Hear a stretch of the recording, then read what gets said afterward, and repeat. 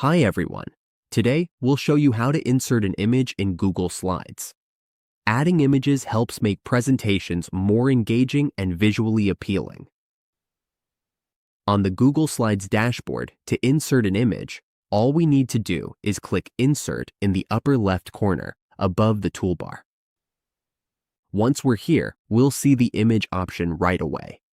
From here, we just need to choose how we want to upload the image.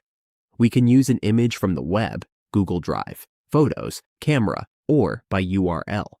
We can also generate an image.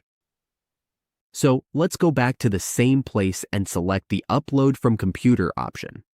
This is the simplest way to insert an image. Let's go ahead and insert this image here. As we can see, once we upload it, the image is inserted into our Google Slides right away. We can resize and reposition it, or even use it as a background if we like. From here, we can adjust the image to fit our slide however we need. So that covers the main ways to add images in Google Slides, whether that's uploading from our device, searching the web, or pulling from Google Drive. Each method makes it easy to place and adjust images so our slides look clean and professional. And that's it. Now we know how to insert an image in Google Slides.